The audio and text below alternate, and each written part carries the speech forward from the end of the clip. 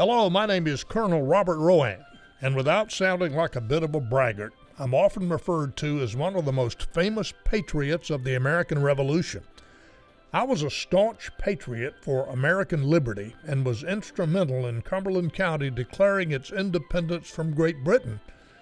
But let me not get ahead of my story. I was born in 1738 in Bladen, North Carolina, and came to Fayetteville in the 1760s to work as a merchant and entrepreneur of Cross Creek. My service to my community included Cumberland County Sheriff, Justice of the Peace, Register of Deeds, a member of the Provincial Congress, and Cumberland County Representative in the North Carolina House of Commons. As early as 1770, there was growing controversy with the British government over the rights of the American colonist, and I made my own position clear by joining the Sons of Liberty.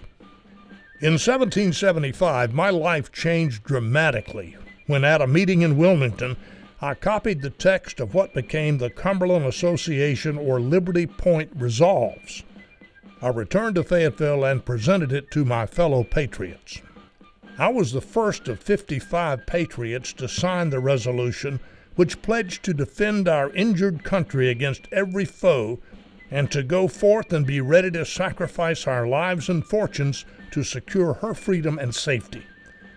This resolution ultimately declared the county's independence from Great Britain as the colonies prepared for what became the American Revolution.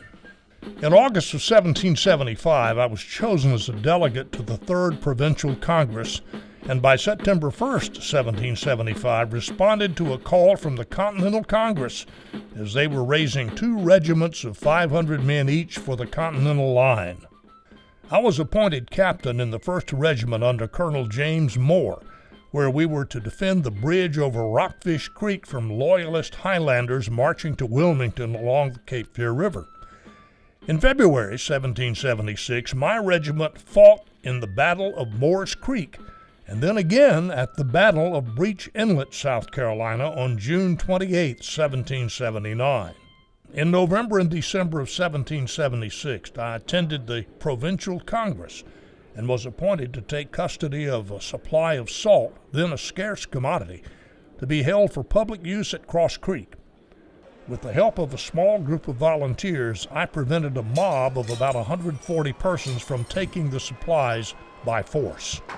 It seems that my calm, prompt, decisive action in an explosive situation was what was needed and earned me a promotion to the rank of colonel in the Cumberland Militia Regiment, a position that I held until August 1778. I continued my service to Cumberland County by serving as sheriff for several years.